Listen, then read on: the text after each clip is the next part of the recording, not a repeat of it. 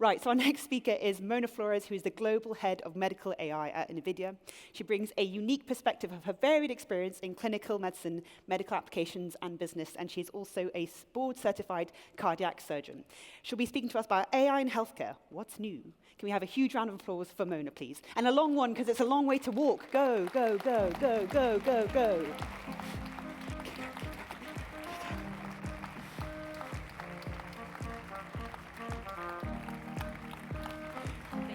Thank you so much. Good luck with it. Good morning. I am so happy to be here today to talk to you about AI in healthcare. And yes, I am the global head of medical AI at NVIDIA, and I am also a cardiac surgeon. And you might think those two things are completely unrelated, but they're actually more connected than you think. In cardiac surgery, we did challenging surgeries, challenging work to save lives. At NVIDIA, we are doing the same. Today, NVIDIA is working on some of the hardest problems out there.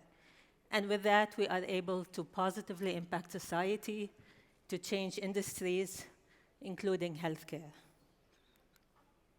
So from medical imaging to, to genomics, to patient monitoring, to drug discovery, researchers, startups, big companies across healthcare and life sciences, they're able to combine accelerated computing, they're able to combine visualization with AI in order to solve big challenges. And NVIDIA is at the heart of this. Now, most of you have probably heard of NVIDIA, but just in case you haven't, NVIDIA started in 1993. We started by pioneering the invention of GPUs. We started in gaming and in graphics.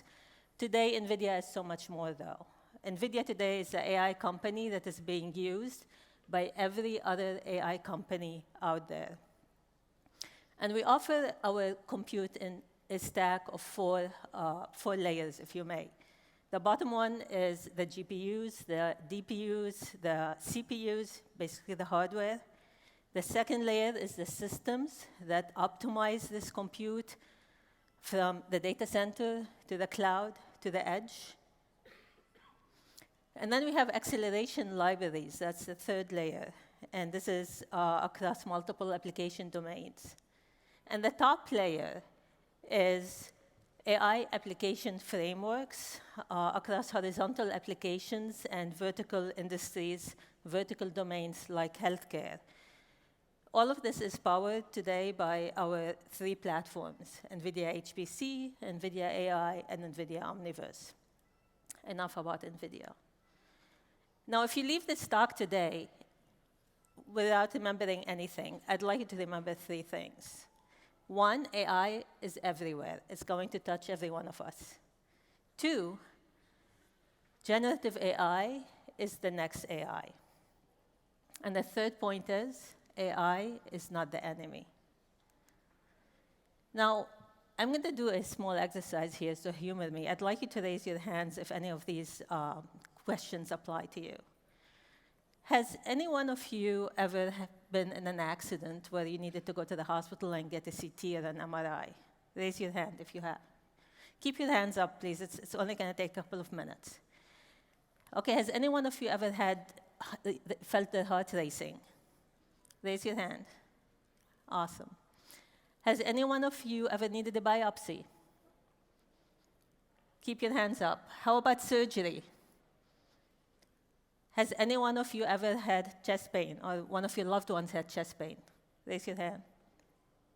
OK, now, has any one of you ever taken medicines? Any medicine? OK, look all around you. Every hand is up. These are just a few select cases where AI can help. I'm going to show you how. You can put your hands down. So if you've ever had a CT or an MRI, and you just heard Ronald talk here about all of the advancements with GE Healthcare, they actually bought a company a few years ago that is able to reduce the time that it takes to do the CTs and MRIs by a quarter of what it used to take. For some brain MRIs, they're able to even reduce the contrast that you needed and still get the same imaging quality. Now, we talked about your heart racing, about having palpitations. Well, today, if you have an iWatch, if you have an iPhone, or some other phones, you're able to continuously measure your heart rate. You're able to tell if you're having any sort of irregularity, any arrhythmia. You're able to tell if you have atrial fibrillation, which could lead to stroke if left untreated. And then for biopsies, how many of us have sat there waiting for 2 or 3 or 4 days in order to get biopsy results? Well, there's companies out there. There's one called Invenio. This is for brain biopsies. They are able to get, using AI and histology, they are able to get the result in the operating room in 3 minutes, taking the biopsy and finding out exactly what brain tumor you might have. Hopefully none of you have that. There's also work from the Mayo Clinic where you don't even need a biopsy, where you're able to look at imaging biomarkers and brain MRIs and differentiate the different type of brain tumors so that you can start treatment without even ever cutting on that patient. And then we have, we talked about access to care. I think it was you over there who asked that. Well, today, if you want to have surgery, you're often wondering, is my surgeon good enough? Should I travel to this city or this other city where there's a specialist? A UK company called Proximy is changing that. They are able to basically teleport a surgeon so that an expert surgeon can help less experienced surgeons anywhere in the world. So you can have your surgery locally, wherever you want to have it. For heart disease, chest pain, in the past, we used to have to send patients to get an angiogram. This is an invasive, costly procedure. Today, with heart flow, you're able to just get a CT angio, and you are able to, the cardiologists and the surgeons are able to decide on the treatment right there. They're able to tell if there are any blockages and how they should intervene on them without an angiogram. And lastly, medications. Yes, we all take medications. How lovely it would be if we're able to actually generate more medicines for rare diseases in less time. And Silico Medicine, actually just today announced their 3rd generated AI drug. They announced a partnership with, I can't even say it, Excelsi, I think. And that's for a drug that is able to help with solid tumors. So AI can also help us discover new drugs. Now, you've all heard the saying, data is the new what? It's the new oil. Why is that? Because data is essential for AI. And we can all agree that medical imaging is essential for healthcare. Well, 90% of the healthcare data is in imaging. We can leverage this mountain of data to enhance all of the imaging modalities, from X-ray to ultrasound, as you just saw earlier, to CT, to MRI, from screening modalities like mammograms, colonoscopies, to diagnostic imaging, again, as any kind of imaging, to surgical decision support tools that could help us navigate in surgery and navigate robotic surgery. With today's increasing sensors and the smart capability of these sensors, we are gathering data that can power, that's coming from all sorts of medical instruments and devices. With these devices today are software defined. They are robotic in essence, whether it is the devices for detecting arrhythmia, like I just mentioned in the iWatch, the devices that allow us to precisely localize and visualize a tumor when we're doing tumor ablation, to more sophisticated ultrasound machines, to endoscopes, scanners, CTs, MRIs, Like example, Hyperfine today has a mobile MRI scanner. Before, when I was training, we used to have a whole basement dedicated to MRIs. Now you can actually take this machine and roll it to the ICU to take a picture of someone's brain. It's a game changer. But the usefulness of AI, and I think you asked that, was not just in imaging. We have AI today in all aspects of healthcare, including genomics. As the genomic sequencing costs have decreased, and we have now smarter, more efficient sequencers, we are drowning. There's an avalanche of data that needs to be analyzed. Today, we have specific AI frameworks, like Parabricks from NVIDIA and others, that are able to help analyze this data through its journey from beginning to end, from the sequencer to variant calling, all the way to tertiary analysis. And in fact, is this moving? OK, here we go.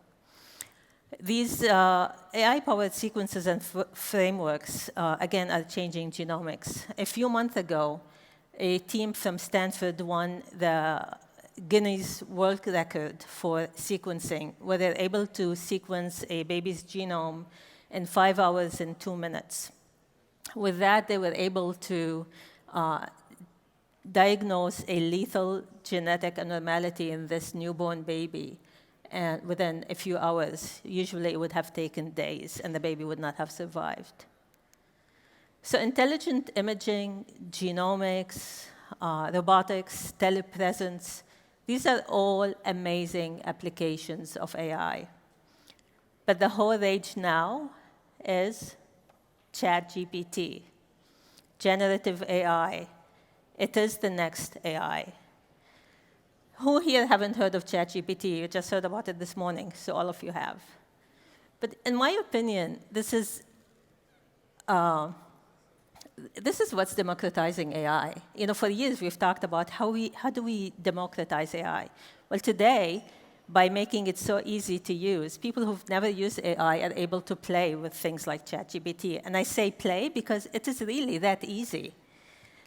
We have models today that are able to understand natural language and produce summaries, produce documentation, produce news articles. These models are getting bigger and getting more performant every day. We have models that are able to take videos, to change them, to create new videos from scratch. We have models that are able to generate music if you give it a specific genre and style of music. We have models that are able to create 3D worlds from photographs and maps. We have models that create imaging.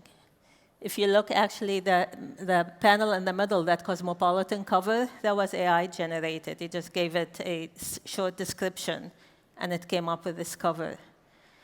And of course, there's also models today for biology, from AlphaFold, that is able to tell us the structure of a protein from an amino acid sequence, to other models that are able to tell us, to generate molecules, to generate proteins, generate antibodies, all with specific properties.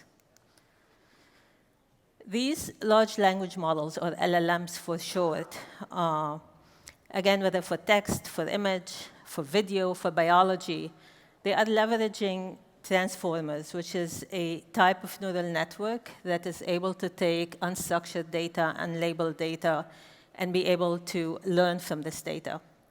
And the NVIDIA stack is actually optimized to train and customize these models. In the enterprise world, 70% of the data is just sitting on the table unused. That's a market that we can tap into, not only in enterprise, but also in healthcare. Generative AI presents an effective key to unlock all of these opportunities that we can gather from this data that is sitting there unused.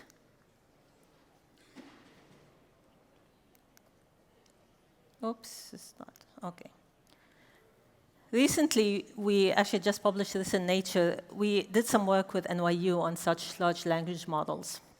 Because it's a transformer, it was called the Neutron.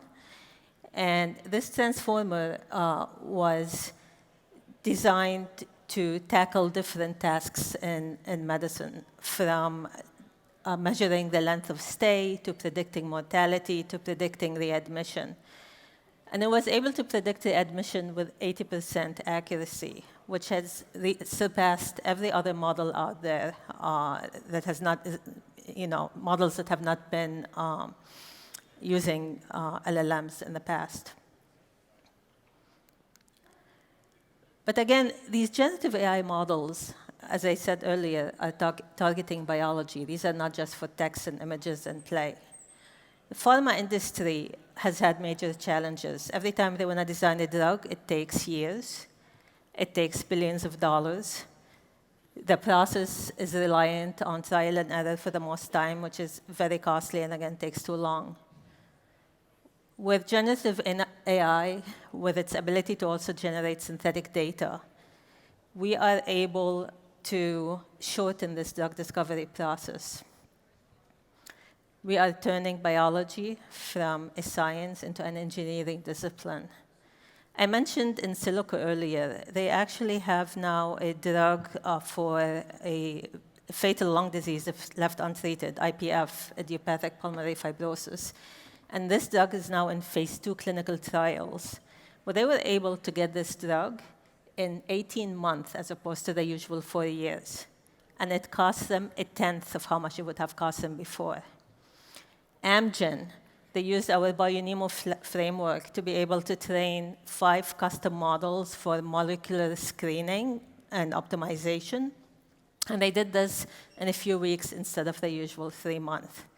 So as we see, generative AI is also changing biology. Generative AI is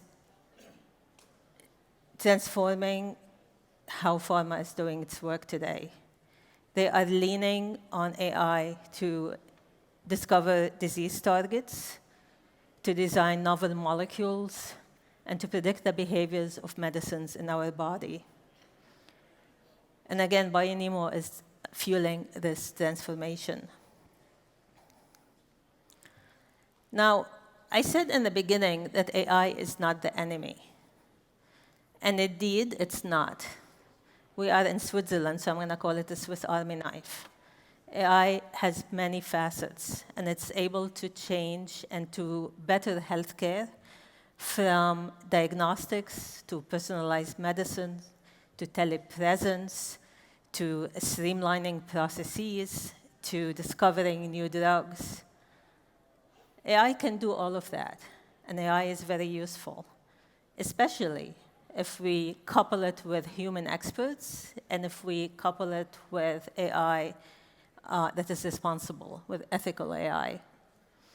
So like any knife, for it to be useful, it has to be sharp.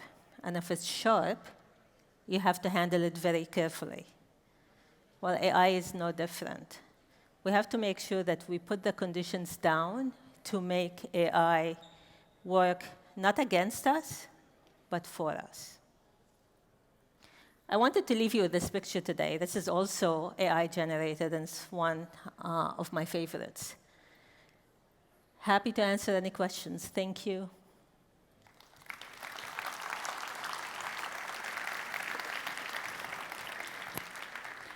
Thank you so much, Mona, for a wonderful talk. So we have some time for questions. As I said, I'm going to leave it open to you. I'm going to leave big pauses, because I know that it takes a while for people to warm up for questions.